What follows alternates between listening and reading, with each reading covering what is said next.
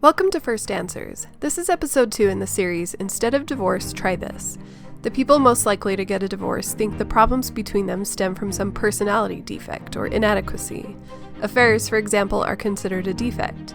Those less likely to divorce understand that the cause of their marital problems has to do with inadequate transmission or communication.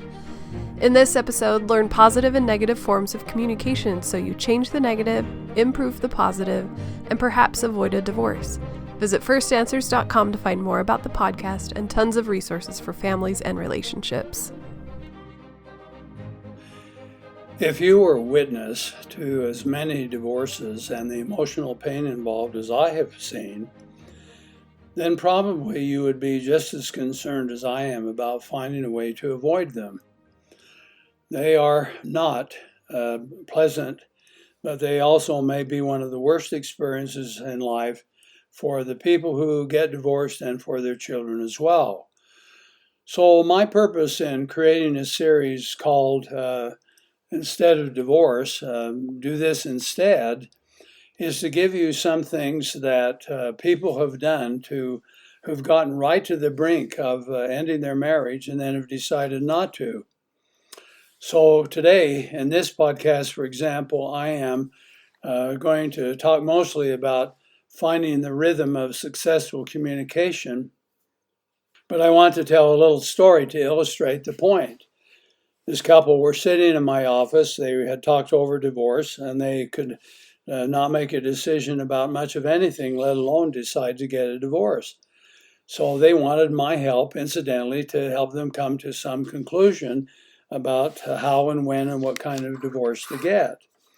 So I identified a list of things that they probably ought to consider, like child custody and financial settlement, and the reason for getting a divorce, which almost always was irreconcilable differences. And then they had some other things like who got the house and who got the cars and whatever it has to do with property and what the visitation was like. So they're going through this whole process one to another, and they're talking about this, and he asks her, and he starts doing something really interesting. He realizes that it's easier for them to get a decision made if he asks her clearly what's important to her, and then he actually does something to indicate that he'd like to try to make that happen. Well, it wasn't long until she said, well, I've told you what's important to me. What's important to you? And so he told her, and they went from one item to another, and then somewhere in the middle of this list, he looked at her and said, do you see what's happening between the two of us? And she said, I do. And then he said, if we can make these decisions, we ought to be able to make the other ones having to do with where we live and how many children to have and so on. They got up from my office and left, and as far as I know, they had a happy marriage, and they had been right to the brink of ending it, but had discovered that they could make decisions which they had not been able to do. I laughed just a little bit, but it was a delighted, sort of an excited laugh, because they and their children saved themselves from a lot of hurt.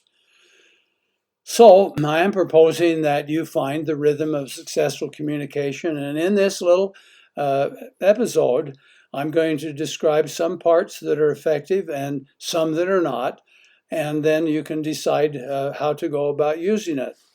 Well, you might say, well, yeah, but we argue a lot, or we fight a lot, or we're so much alike in the bad stuff and so different in the good stuff. And you might have all this rationale. Remember me telling you that when people think about divorce, when it starts occurring to them, and it occurs over and over again, their brains will build a rationale for it and actually make it more and more likely that it's going to take place. So if you don't want a divorce, then don't talk about it. And if you don't talk about it, then talk about what is good and positive instead. Well, marital communication is likely the most well-known and discussed aspect of marriage because people have learned that in marriage it is not possible to not communicate. I would like to remind you of what that means. Every gesture, every behavior, every word inside a marriage can be interpreted in some way. So if it's not possible to not communicate, then we just as well learn how to do it successfully. So, having said that, even not talking is clearly a message of some kind. So you have to learn to say, well, okay, well, I'm going to learn how to be good at it. And the reason for that is quite often people who get a divorce make a terrible mistake that people who don't get a divorce do not make. Here's the mistake. People who get divorced believe that their problems have to do with the character or the personality of the persons involved. And people who don't get a divorce tend to believe that the problem is a transmission problem where they just simply misunderstand each other and they work hard to learn how to clarify and make sense of things. When they think it's a personality problem, they condemn the other person and call them terrible names that degrade their personalities and so on. And when they think it is a communication or a transmission problem, they talk about the strategies for how to improve. Now, the definition of successful communication between people can be easily understood. It is that a listener receives and understands the message the same way the sender sends it. But as simple as this definition sounds, it is very often hard for people to do because what the sender sends and what the receiver receives is something quite different. The meaning of words might be different. There might be some form of individual meaning or interpretation. Emotions get involved, and the situations that they're in may not be understood the same way. So you might not fully understand what your partner is saying and will need to inquire for more information and summarize occasionally to see if your understanding is correct. One of the wisest things I've ever seen a married couple do is this. One husband said, well, we have learned that when we're more intense, we increase the number of requests for additional information. That is, instead of just jumping to a conclusion, the first time we hear something, we will say, let me check this out. Let me make sure I'm understanding that. And that is how they handle these intense emotional moments. Now, learning to communicate well and practicing this skill is a much better alternative than letting the communication in a relationship flounder and receive little attention. Now, I would like to explain to you that if you talk about something like one of the partnership areas of your marriage, like sex or money or child rearing or something like that, and you have an argument and then you think the solution is, well, let's just not talk about it. Well, in that case, not talking about those kinds of partnership issues is the way to preserve the conflict.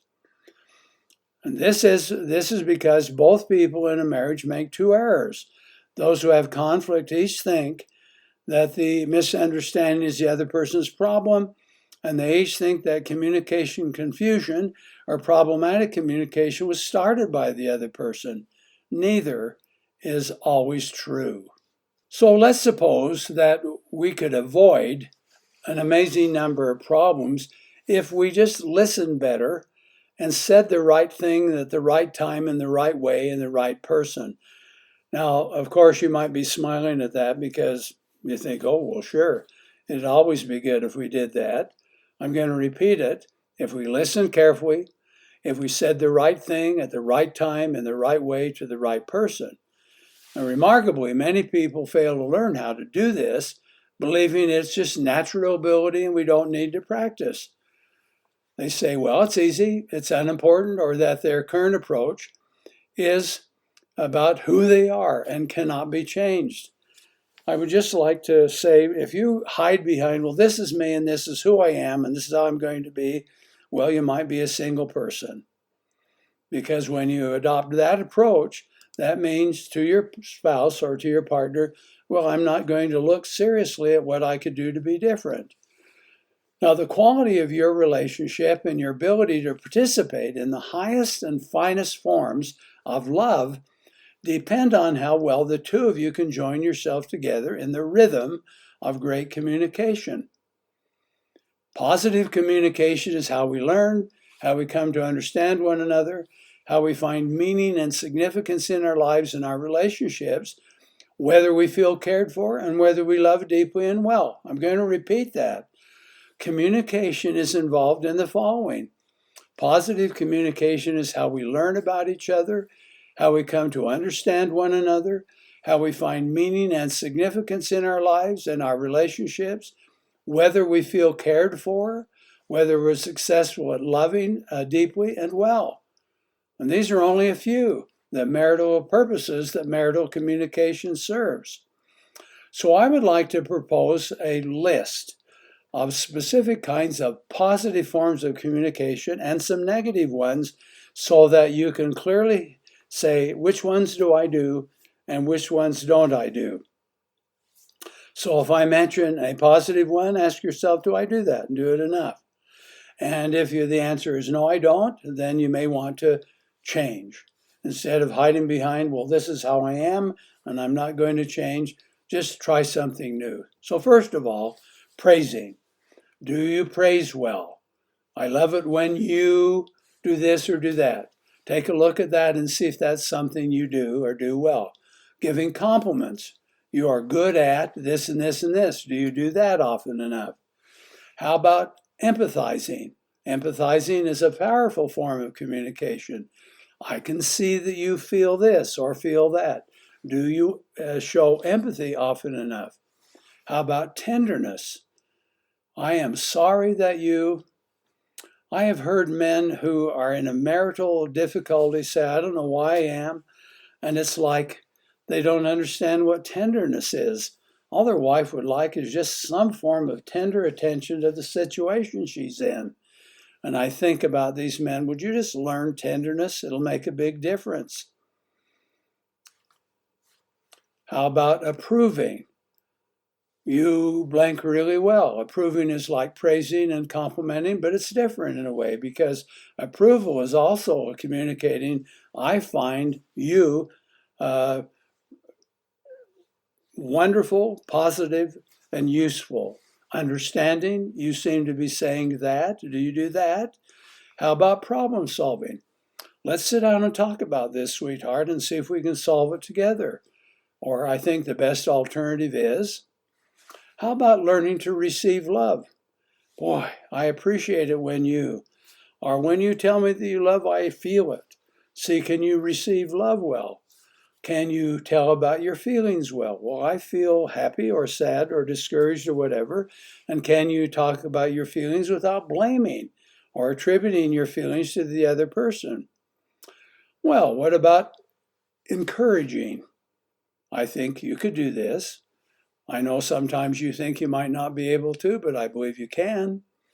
What about communicating desire? I want to be with you when?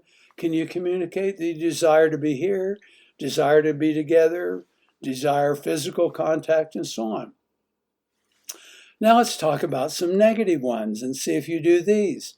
How about criticizing? Well, you never do this, or you can't do that, or so on. Do you do that and do that well? Then you might want to change if you do. What about blaming? Well, it's your fault. You can't do this and you never have. The words never and always usually are related to blaming. If you do that well, you could stop that. Condemning, well, I've already explained that. Condemning means you think the problem is the other person's character, and so you call them an idiot or you're the worst at. Ridiculing, well, you are so much this or so much that. Do you ridicule? How about humiliating? Nobody would want to do this or be with you, or you should be ashamed of all that. Do you humiliate? What about rejecting? Do you say rejecting things? I don't want anything to do with you. How about controlling?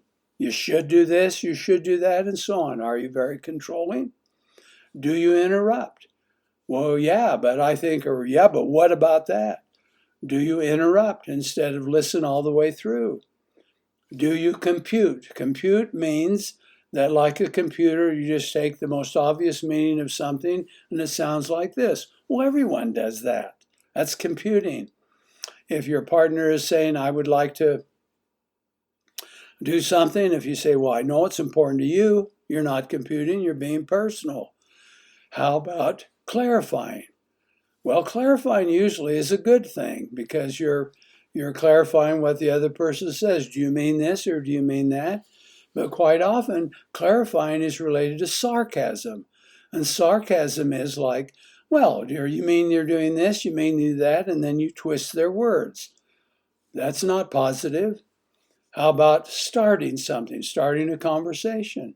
Well, if you mean that you're starting a pleasant conversation, yes. Do you do that well? Well, how about if you say, I want to talk to you about this, and when we get home, I want to talk to you about that? That's combining starting with controlling. That's not too good. Well, how about placating? I will do anything. Whatever you say, that's placating. Do you do that well? And how about threatening? Do you threaten? Well, if you don't, then I will, or you need to, or I won't. Do you do those? Now, I've given you a list of positive and negative forms of communication, and I've asked you to examine, do you do them? And if you do the negative well, would you please consider being different? And if you do the positive well, add to it, make it positive, and so on. Now, I'd like to point out to you the following basic ideas. Your communication with each other becomes habitual or repetitive, whether it's negative or positive. And so if it's in a negative way, you have to commit yourself to start the positive and keep at it. If it's positive, you're blessed.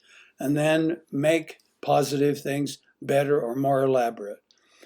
Well, there are some communication principles for married couples. One is that you want to create many different love languages and make a communication cycle of giving and receiving. Possibly 100 or 200 ways of communicating love to another person. We might use 7 or 8. Please also note that communicating in marriage has 3 layers. Talking and listening is one, paying attention and respecting is another, and rarely interrupting is another. Try those. Talk and listen, tell about yourself without blaming, paying close attention and respecting and rarely interrupting. Then how about learning to communicate to understand instead of trying to win an argument or trying to be right? I just want to know how you feel about this. I want to know why it's important and so on. You can do that. And then lastly, learn to communicate to understand and learn to solve rather than make empty promises or communicate indifference. So there are 2 forms of listening: communicate to understand, communicate to solve, but then don't make empty promises or communicate indifference. Now, if you were to learn these principles and practice them in the rhythm of communication, you could avert divorce. Hardly any divorced people that I've ever spent time with, and there are many dozens of them, communicate in a positive way. Thank you for listening to this episode of the First Answers podcast, which is sponsored by firstanswers.com, where you can find new tools for families and parents of 21st century kids, with a focus on emotional self-reliance. Find First Answers on Facebook, and remember to subscribe to stay up to date with new episodes. Give us a rating and write a review on the Podcasts app or Google Podcasts, and let us know what you think about First Answers. Check out another podcast by Dr. Scoresby called The Christ Questions, which is centered on questions we ask about Jesus Christ and questions he asks us. Dr. Scoresby examines how Christians can build faith in Jesus Christ that lasts and discover the true blessings and rewards for believing.